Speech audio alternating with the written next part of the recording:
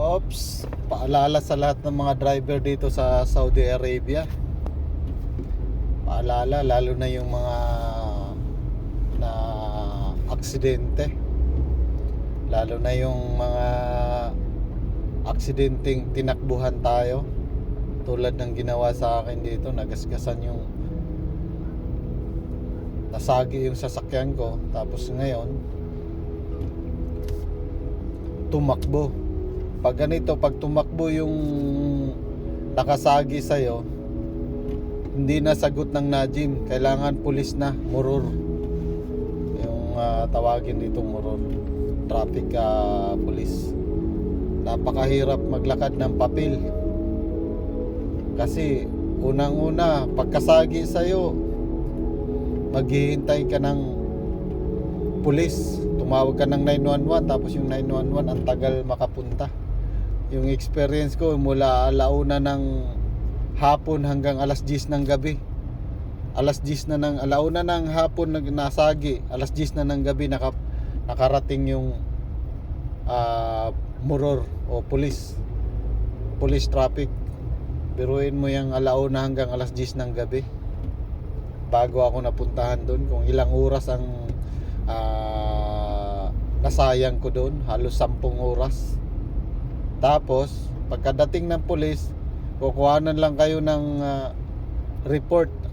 Yun pala, hindi pa yun yung report na actual na dadalhin mo dun sa company kung saan mo isusurrender, i-report yung sasakyan mo.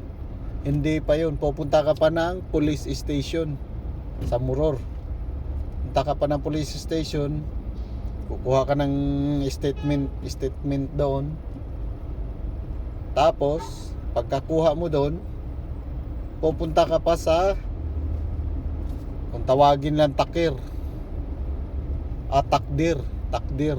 tawagin lang takdir, yung magkanong, pupunta ka doon sa office na yon at magpapakompute ka kung magkano yung gastos sa damage ng sasakyan mo, magkano yung magiging gastos sa nasagi ng sasakyan mo. Tapos balik ka ulit sa police. Doon pa nila i-approve ulit yung aksidente at magkano yung magagastos nung kalaban mo. So napakahirap maglakad dito ng papel. Tulad nito, pumunta na ako doon sa police station, tapos pumunta na naman ako doon sa opisina ng takdir. Okay lang sana kung walang traffic. Napaka-traffic pag ganitong time na office time. So napaka-traffic. So mag-iingat na lang. Paalala, mag-iingat tayong mga kabayan ditong mga may hawak ng sasakyan. Napakahirap maglakad, tapos ang laki ng ikakaltas sa'yo ng pag nasagi yung sasakyan mo. Napakalaki ng ikakaltas ng company. So yan, paalala sa lahat na mag-ingat sa pagmamaneho.